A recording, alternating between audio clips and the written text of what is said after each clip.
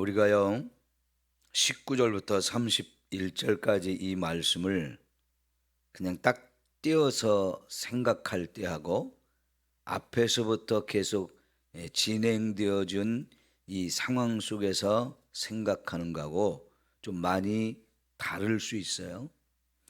지금까지는 여러분 19절부터 31절까지 딱 띄어서만 많이 생각을 하셨고 설교도 그렇게 많이 들으셨죠. 어제까지 우리가 본 말씀들을 쭉 보면서 이 말씀을 좀 다시 봐야 되겠는데요. 19절에서 21절에 보면 큰 부자와 그 집 문간에서 얻어먹고 살려고 하는 가난한 거지가 나오고 있습니다. 자, 여러분, 큰 부자가 어떻게 살고 있습니까? 자색옷과 고운 베옷을 입고 날마다 호화롭게 즐기며 사는 큰 부자입니다. 자색옷은 여러분, 제가 주일날 설교할 때 왕이나 왕족 혹은 높은 벼슬을 가진 사람들만 입는 특별한 옷이라고 그랬죠. 그런 옷을 입으면 상징적으로 저건 왕이나 왕족들 그리고 큰 벼슬을 하는 이런 사람들이라고 한눈에 딱 알아볼 수 있는 사람들입니다. 그런데 이런 옷 싸겠어요? 비싸겠어요? 비싸도 보통 비싼 게 아닙니다. 예를 들면 요즘에 전 세계에 명품들이 있거든요. 옷이 됐든 가방이 됐든 신발이 됐든 시계가 됐든 명품이 많아요. 그런데 여러분, 전 세계 수많은 나라 가운데 이 명품이 가장 잘 팔리는 나라 어디인 것 같아요? 우리나라라고 합니다. 엄청 비싼 고가의 이런 명품들을 우리나라 사람들이 제일로 좋아하고 그래서 우리나라 명품 시장이 전 세계에서 가장 커요. 그만큼 우리나라 사람들이 명품을 좋아하고 그거를 자기가 사서 입고 쓰고 폼잡고 사는 걸 어마어마하게 좋아합니다. 이 부자가 그런 사람인데요. 제가 이 부분을 이제 여러 가지 책을 통해서 연구를 하니까 더 놀라운 건 고운 베옷에 관한 거였어요. 이 자색 옷보다 더 놀라운 게 고운 베옷인데 여러분, 이 고운 베옷은 금보다도 더 비쌌대요. 예? 금보다 더 비싼 옷. 금으로 만들면 그만큼 나갈까? 금으로 옷을 만들면 얼만큼 비싸냐? 34,000 데나리온이래요. 34,000 데나리온. 그러면 여러분, 이게 뭔 뜻이냐면 데나리온이 하루 품삯이거든요. 이 34,000 데나리온이면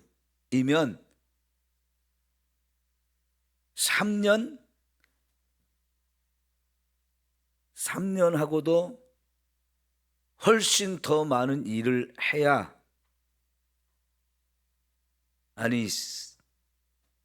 엄청난 이게 돈이잖아요. 3년이 아니죠. 1년 해봐야 365 데나리온 일하려니까 그만큼밖에 안 되잖아요. 그거의 100배예요. 100배.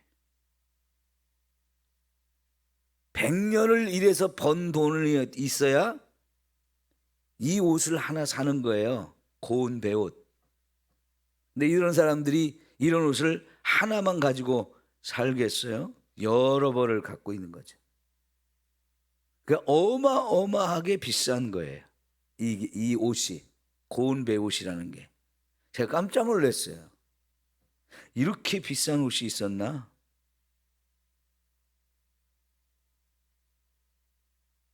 그리고 거기다가 날마다 호화롭게 즐긴다. 보통 우리가 집에서 잔치를 언제 합니까? 명절. 그런데 그보다 더 큰 잔치는 결혼식 혹은 칠순, 팔순 뭐 이런 잔치들이죠. 근데 그거 날마다 하는 거 아니잖아요. 근데 이 사람은 그런 잔치를 날마다 벌인대요. 그러면 이 사람이 날마다 이렇게 잔치를 할 때 누구를 초청할 것 같아요? 자기와 비슷한 수준의 사람들, 자기와 비슷한 수준의 사람들을 초청해서 이 집 가서 먹고 저 집 가서 먹고 그러면서 서로 왔다 갔다 하면서 서로 초청하고 서로 또 초청받고 그러면서 살겠죠. 그런데 그 집 문간에는 거지가 살아요. 이 거지는 21절에 보니까 그 부자의 상에서 떨어지는 것으로 배불리려고 그 집 문간에 산다는 겁니다.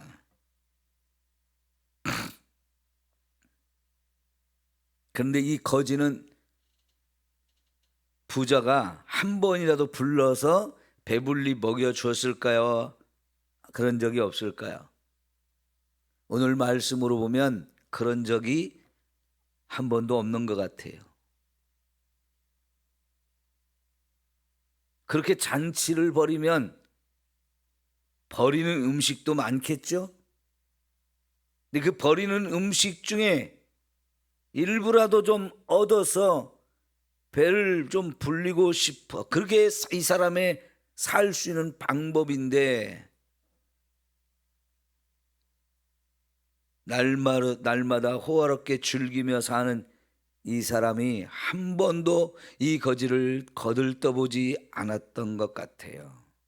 그 거지를 초청해서 함께 음식을 먹으면 자기 수준 떨어지고 자기가 부끄러워진다고 생각하니까 그렇게 안 했을 것 같아요. 그러면 이 이야기에서 나오는 부자는 예수님께서 누구를 상징해서 하는 말씀이겠어요? 어제 우리가 본 말씀에 바리새인에 대해서 뭐라고 표현됐어요? 돈을 좋아하는 자라고 표현이 됐거든요. 그러니까 바리새인들 치고 부자 아는 사람이 없었을 겁니다. 여러분, 이 바리새인들 중에는 상당수가 랍비였어요. 랍비. 지금도 유대 사회에서는 랍비가 있는데요. 이 랍비는 아무나 되는 게 아닙니다. 랍비가 됐다고 해서 돈을 받고 하는 게 아닙니다. 말씀을 사람들한테 가르치는데 돈을 받고 그런 일을 하는 사람들이 아니고 명예예요, 명예. 무료 봉사입니다. 그러나 이게 엄청난 명예가 따라오기 때문에 유대인 중에서 랍비가 되고 싶어하는 사람이 꽤 많은데요. 그런데 아무나 시키지 않습니다. 첫 번째 조건이 전문적인 직업을 가져야 돼요. 전문적인 직업. 그러니까 여러분, 전문적인 직업이라면 굉장히 좋은 직업을 가진 사람이에요. 요즘식으로 말하면 판사, 검사, 의사, 변호사 뭐 이런 사자 들은 사람, 교수 이런 사람들이라고 봐야 돼요. 그런 사람들이 되려면, 그런 직업을 가지려면 공부를 많이 해서 그런 전문적인 직업을 가진 사람들 중에 그래야만 그 사람들이 랍비가 될 수 있는 기본적인 조건이 되고 자격이 돼요. 그러니까 세상적으로도 정말 열심히 공부하고 열심히 살아서 이런 전문적인 직업을 가지고 그 직업을 통해서 돈도 잘 버는 거예요. 근데 거기다가 이제 율법도 열심히 연구해야 랍비가 될 수 있거든요. 그런 사람들이 이제 남을 가르치게 되는 거죠. 그러니까 이 사람들은 자기 전문 직업을 가지고 살면서도 남을 말씀을 가르치는 일을 하기 위해서 또 그 말씀에 대한 연구 그리고 말씀을 알고 있다고 해서 전부가 아니고요. 그 말씀대로 살아서 사람들한테 존경을 받아야만 이렇게 랍비가 될 수 있기 때문에 바리새인들이 딱 그러기에 딱 적합한 사람들이에요. 그런데 이들이 돈을 좋아하기 때문에 그렇지 않아도 부자인데 그런 자기의 전문 직업을 통해서도 부자가 되고 또 거기다 랍비까지 되어서 굉장히 명예도 있고 사람들에게 존경을 받는데 돈을 좋아하다 보니까 어제 말씀드린 대로 뇌물을 받고 재판을 한다거나 남의 재산을 관리해 주면서 또 거기서 착복을 하거나 횡령을 하는, 거기서 더 나가면 가난한 과부의 재산까지도 착취해서 빼앗아 버리는 이런 사람들이란 말이에요. 그러니까 꼭 여기 부자하고 똑같잖아요. 이 말씀이 나오는 부자.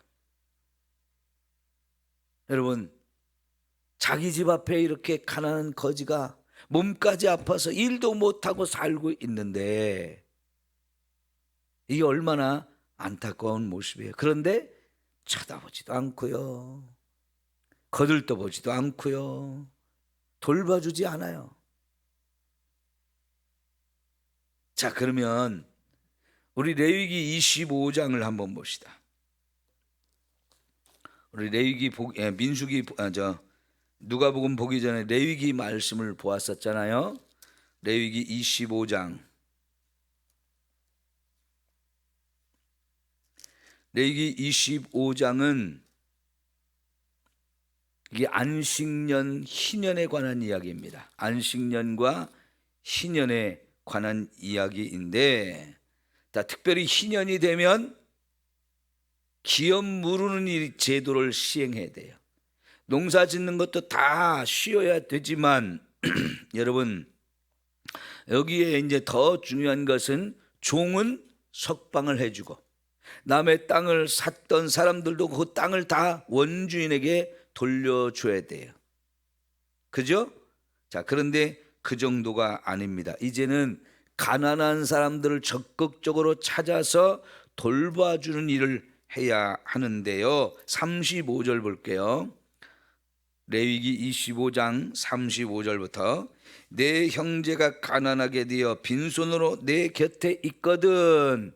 이게 지금 우리가 누가복음 16장의 19절부터 부자와 나사로가 지금 살고 있는 모습과 딱 어울리는 거죠. 예수님은, 하나님은 그렇게 될 때 어떻게 하라고 했습니까? 너는 그를 도와 그랬죠. 도와서 거류민이나 동거인처럼 너와 함께 생활하게 하라. 그래가지고 너는 그에게 이자를 받지 말고 내 하나님을 경유하여 내 형제로 너와 함께 생활하게 할 것인즉 그랬어요. 자, 여러분, 돕는데 어떻게 돕느냐? 너와 함께 생활하게 하는데 만약에 거류민이 오고 또 동거인이 있다면 이거 같이 집안에 들여서 같이 살라는 거죠. 나그네가 왔을 때 또 특별히 자기하고 친분 관계가 있어서 자기 집에서 함께 살라고 해주는 그런 사람들처럼 그 가난한 형제 함께 살라는 겁니다. 그렇게 도와주라는 겁니다. 돈을 빌려주되 이자를 받지 않고 빌려주라는 겁니다. 자, 그 다음에 47절부터 볼게요. 만일 너와 함께 있는 거류민이나 동거인은 부유하게 되고 그와 함께 있는 내 형제는 가난하게 되므로 그가 너와 함께 있는 거류민이나 동거인 또는 거류민의 가족의 후손에게 팔리면 내 형제가 이웃에게, 그것도 외국인이나 나그네한테 팔려가지고 종이 되면 그가 팔린 후에 그에게는 속량받을 권리가 있나니. 여러분 잘 보십시오. 그 팔린 내 형제, 가난한 내 형제, 종으로 팔렸을 때 그 사람에게 권리가 있대요. 무슨 권리? 속량받을 권리가 있다는 겁니다. 그의 형제 중 하나가 그를 속량하라는 거예요. 누가 그를 속량해 주느냐? 그의 형제가 이걸 속량해 주라는 겁니다. 또는 그의 삼촌이나 그의 삼촌의 아들이 그를 속량하거나 그의 가족 중 그의 살부치 중에서 그를 속량할 것이요, 그가 부유하게 되면 스스로 속량하되 자기 몸이 팔린 해로부터 희년까지를 그 산자와 계산하여 그 연수를 따라 그 몸값을 정할 때에 그 사람을 섬긴 날을 그 사람에게 고용된 날로 여길 것이라 하면서, 그 사람이 종으로 팔린 그 몸값을 내가 지불하고 그 사람을 종살이를 하지 않고 자유롭게 살 수 있도록 그를 사라는 겁니다. 그래서 자유를 주라는 겁니다. 이게 안식년 희년 제도의 특별한 은혜인데, 자, 이런 말씀으로 보면 다시 누가복음에 돌아오면 이 부자가 지금 제대로 살고 있는 거예요? 제대로 못 살고 있는 거예요? 하나님 말씀을 못 지키고 살고 있는 거지요. 그죠? 자, 그럼 누가복음 16장으로 여러분 다시 돌아와서 어제 본 말씀은 돈을 좋아하는 이 바리새인에 대한 것을 예수님이 책망하시죠. 그러면 오늘 우리가 읽은 이 말씀에 등장하는 부자를 바리새인으로 놓고 본다면, 오늘 이 말씀을 거지 나사로를 위해서 주신 말씀이겠어요? 아니면 부자 바리새인을 위해서 주신 말씀이겠어요? 부자 바리새인 지옥 가지 말라고 주신 말씀이겠죠? 너 지금처럼 살면 어떻게 된다는 거예요? 지옥 가. 근데 그 지옥이 보통 끔찍하고 엄청난 고통을 받는 데가 아니라는 거죠. 예? 여러분, 그 지옥은 불꽃 가운데에서 괴로움을 당할 수밖에 없는데, 그 불꽃 가운데서 괴로움 당하는 게 영원히 그 괴로움을 당해야 돼요. 그런데요, 그 불꽃 가운데에서 괴로움을 당하는데 내 눈에 어디가 보여요? 천국이 보여요. 근데 거기는 너무 좋아요. 그러니까 더 환장하고 미치는 거지. 예? 천국이 보이지 않고 내 눈에는 이 지옥에만 보인다면 그나마 이게 몸이 괴로워 죽을 뻔인데, 몸은 괴로운데 아우 내 눈에는 천국이 너무 아름다운 것이 보이는데 가고 싶어도 갈 수가 없어요. 그러니까 이게 영적으로 정신적으로 더 고통스러운 거예요. 그죠? 참 지옥이 어떤 곳이냐? 물 한 방울도 허락되지 않는 곳. 다시 말하면 그게 뭔 뜻이냐면요, 하나님의 은혜가 한 방울도 임할 수 없는 곳, 그곳이 지옥인 거예요. 그러면 여러분, 저와 여러분 지금 이 땅에 살고 있을 때 하나님께서 저와 여러분에게 얼마나 엄청난 은혜를 부어주고 계십니까? 이미 저와 여러분은 이 은혜들을 많이 누리며 살아왔고 지금도 그 은혜로 살고 있고 앞으로도 그 은혜를 누리며 살고 있으니까 여기는 지옥이 아니죠. 근데 이 은혜가 하나도 한 방울도 임하지 않는 곳, 그래서 그곳이 지옥인 거예요. 여러분, 우리가 주일 저녁마다 조직신학 지금 배우고 있죠. 그 은혜에 대한 이야기들 했거든요. 일반 은총, 특별 은총. 일반 은총이 하나님께서 저와 여러분에게 부어주시는 게 얼마나 많은데 우리가 그걸 모르고 있다고요. 이 아침에 저와 여러분이 멀쩡하게 일하는 게 은혜예요, 은혜가 아니에요? 그래요. 이 아침에 저와 여러분이 눈을 뜨고 일어나서 지금 하나님의 교회까지 와서 예배를 드린다? 어제 저녁에 잠들어가지고 못 일어나는 사람 많아요. 그러니까 죽었다는 얘기예요. 못 일어나고 죽은 사람, 지난 밤새 못 일어나고 죽은 사람 많습니다. 그러니까 우리 인사에 아침에 만나면 안녕히 주무셨어요? 밤새 안녕하셨어요? 이거를 물어봐야 되는 게 우리 인생이에요. 그런데 우리 멀쩡하게 일어났잖아요. 교회까지 왔잖아요. 얼마나 큰 은혜예요. 예? 여러분의 두 다리가 멀쩡해서 걸어오신 분도 있고 다 집에서 걸어 나왔어요. 차를 타고 왔어도 차를 탈 수 있는 것도 은혜고, 집 앞에 나와 섰기만 하면 교회차가 와서 다 여러분 이렇게 모시고 와주니 얼마나 감사해요. 예? 예, 은혜예요. 근데 이런 은혜가 하나도 임하지 않는 곳이 지옥이에요. 그래서 지옥인 거예요. 너 이런 지옥에 갈래? 그러면서 지금 바리새인에게 말하는 거예요.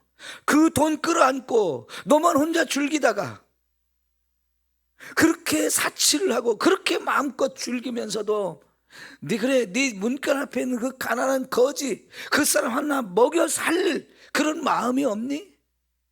여러분, 이 부자에게 그 가난한 거지를 먹여 살릴 돈이 없어요. 얼마든지 먹여줄 수 있고 편하게 살 수 있고 그의 병을 치료해 줄 수 있는 돈이 진진해요. 썩어 나가요. 그래도 안 하고 있으니 주님이 얼마나 안타깝고 답답해서 이런 말씀 하시겠어요? 너 그 돈 갖고 지옥 갈래? 제발 좀 살피면서 살아. 이웃도 좀 돌보면서 살아. 이런 얘기예요. 네 눈앞에 그 거지가 있어서 너무너무 지금 고통받고 있는데 하나님은 누구한테 관심을 갖느냐? 이 가난한 거지도 관심을 하나님 갖고 계셔서 그가 죽었을 때 바로 천사를 보내서 바로 천국으로 데려가셔서 다시는 아프지 않고 다시는 배고프지 않고 다시는 눈물 흘리지 않고 살 수 있도록 아브라함의 품에 안고 위로해 주고 계시잖아요. 그런데 우리는 이 땅에 살면서 그 가난한 사람들한테 관심이 없다고요.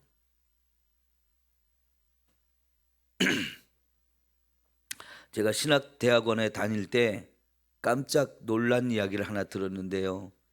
우리나라의 요리사들 중에 그 사람들이 믿음을 가진 사람들이 만든 선교회가 있는데요. 오병이어 선교회라는 게 있대요. 근데 이 사람들이 그 선교회를 만든 이유가 뭐냐면 방글라데시 사람들을 먹여 살리자 그거예요. 그때 당시 지금도 마찬가지지만 방글라데시가 정말 가난한 나라예요. 인구 수는 많은데 돈이 없어서 너무너무 가난한 사람들이 많은 나라. 여러분, 그 나라 사람들이 너무 배고파서 굶어 죽는 사람도 많고 하는 걸 뉴스를 통해 듣고는 너무 안타까운 나머지 이 요리사들이 방글라데시를 먹여 살리자고 선교회를 만들었어요. 왜 그래요? 자기들이 음식을 만들어서 사람들에게 팔고 사람들에게 맛있게 먹도록 음식을 제공하는 일을 하는데 자기들이 음식을 만들 수 있는 재료들이 얼마든지 있잖아요. 그걸 살 수 있고 또 그걸 만들어서 많은 사람들에게 먹여주고 있는데 그 사람들은 다 자기 돈이 있어서 자기 돈 가지고 와서 음식을 사 먹거든요. 그런데 저 방글라데시에서 먹을 것에서 굶주리고 있는 사람들을 생각하니까요 너무 안타까워서 우리가 이 일을 해서 돈을 번 것으로 방글라데시 사람들을 먹여주자. 얼마나 멋진 선교예요. 여러분, 우리는 그런 일을 다 할 수 있는 사람들이잖아요. 왜? 여러분, 8월 달에 저희 집사람하고 신관교회 사모님하고 하나님이 남아프리카 공화국에 한 달 동안 보내겠어요? 가서 그 사람들 밥 좀 해줘라 라고 하나님이 보내주시는데 여러분, 그런 마음을 주시고 그런 곳을 알게 하시고 그런 곳으로 인도하시는 게 하나님의 뜻이라고 우리가 봐야 되잖아요. 우리가 갈 수 있으면 그곳이 아무리 먼 곳이라 해도 가야 해요. 우리가 못 가면 가는 사람, 나를 대신해서 가는 사람들이 그 일을 할 수 있도록 자꾸 밀어줘야 돼요. 그래서 가는 사람은 가는 선교사, 밀어주는 사람은 또 보내는 선교사, 이렇게 표현하잖아요. 여러분, 지금 전 세계에 방글라데시만도 못한 나라들이 너무나 많아요. 우리는 전 세계에서 이제 10위권 안에 드는 부자 나라가 됐어요. 그러면 이제 그런 일들을 많이 해야 돼요. 여러분, 이제 16장을 우리가 보고 있는데 16장 앞부분 1절부터 13절까지서는 불의한 청지기에 관한 말씀을 주님이 하시면서 재물을 가지고 미래를 대비하라고 그랬죠. 그리고 나서 이 부자와 나사로의 이야기를 예수님이 하셨어요. 이 부자는 어마어마한 돈을 가지고도 이 땅에서 잘 입고 잘 먹고 이것만 생각했지 자기의 앞날을 전혀 대비하지 않은 거예요. 천국을 바라보지 못한 거예요. 저와 여러분, 이 땅에서 하나님이 먹을 것, 입을 것, 마실 것을 줄 때 나만 먹고 나만 입고 나만 쓰라고 주신 게 아니고 내 이웃을 돌아볼 것도 주셨어요. 근데 이 부자는 전혀 그 부분에 관심을 갖지 않았어요. 그 부분엔 돈을 쓰지 않았어요. 그저 좋은 거 있고 지 입에 좋은 맛있는 거 쳐넣는 데만 관심이 있었지요. 그 가난한 거지가 자기 집 앞에서 이렇게 얻어먹으려고 하는데도 거들떠보지도 않았으니까요. 그 앞에 15장에서는 잃어버린 탕자 이야기, 잃어버린 양과 드라크마 이야기, 결국은 이 바리새인 부자 잃어버린 양이에요. 아무리 많은 돈이 생겼어도 그가 어떻게 살았습니까? 먼 나라로 떠나서 아버지 형 없는 곳으로 가서 허랑방당하며 그 가진 돈을 다 허비해버렸어요. 결국은 자기가 거지가 되는 거예요. 여러분, 거지가 부자가 될 수 있고 부자가 거지가 될 수 있는 게 이 세상이죠. 얼마든지 상황은 바뀔 수 있어요. 그러니까 부자로 살 때 거지를 돌볼 줄 알아야 되고요. 거지로 살지만 부자가 될 수 있는 꿈을 갖고 살아요. 하나님은 얼마든지 우리 상황을 역전시켜 줄 수 있는 분이에요. 서로 돌보며 살아야 돼요. 14장에는요, 예수님께서 안식일 날 바리새인의 집에 식사 초대를 받아서 간 것으로 이야기가 시작되는데, 사실은 이 14장부터 16장까지가 계속 연결되어지는 말씀이에요. 예수님은 식사 자리에 초대받아서 음식을 먹으면서도 그 자기를 초대한 바리새인에게, 야, 너 이렇게 사람들 불러서 잔치할 때 제발 좀 가난한 사람, 병든 사람, 장애인 이런 사람 좀 돌봐. 그런 사람 좀 초대해서 그런 사람들 좀 먹여줘. 끼리끼리만 모여가지고 네가 잘 아는 사람, 바리새인들 이런 사람들만 불러가지고 우리끼리 잘 먹고 우리끼리 의롭고 우리끼리 하나님 잘 믿는다, 그런 짓 하지 마. 너의 도움이 필요한 그 가난한 사람들, 제발 그런 사람들 좀 초대해가지고 그런 사람들 좀 먹여주고 입혀주고 좀 그러면 안 되겠니? 그 말씀을 하셨잖아요. 그러면서 하나님 나라 잔치 자리에 큰 잔치를 하나님이 천국을 예배해 놓고 너도 우리 집에 와라, 너도 내가 마련한 잔치 와서 먹으라, 많은 사람을 초청했는데 안타깝게도 나는 거기 관심 없습니다. 내 할 일이 많고요, 나도요 돈 많은 사람이에요. 소도 샀고요, 밭도 샀고요, 결혼도 했고요. 지금 세상에 할 일이 얼마나 많은데 남의 잔치에 가서 한가롭게 즐긴다고요? 나 관심 없습니다. 이런 사람들이 많잖아요. 그러니까 그 잔치를 베푸는 주인이 누구를 청했어요? 길거리 거리거리 다니면서 막 아무나 오라고 그러잖아요. 그래도 잔치 자리가 안 차니까 저 이제 성 밖을 나가서 산골짜기도 가서 거기에 있는 사람들도, 가난한 사람들도, 내가 모르는 사람도 다 초대하라고 그러잖아요. 그게 하나님이 원하시는 거예요. 오늘 저와 여러분이 이 말씀을 통해서 큰 깨달음이 있기를 축원합니다. 돌아봐야 돼요. 이웃을 돌아봐야 돼요. 가난하고 힘들고 어려운 사람들을 자꾸 돌아보고 나눌 줄 알고 베풀 줄 알고 섬길 줄 알아야 돼요. 우리가 굳이 하는 것은 하나님께 돈을 빌려주는 거고 똑같대요. 그걸 하나님이 갚아주시겠다는 뜻입니다.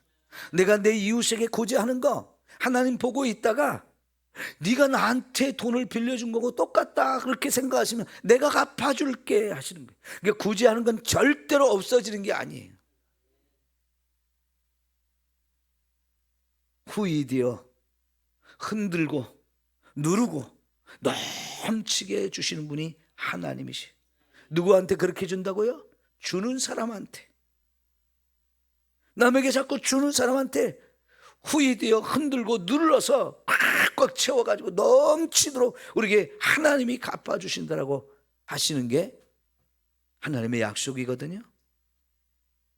우리 이렇게 살면요 천국을 하나님이 확실하게 저와 여러분에게 보장해 주시는 거예요. 기도합시다.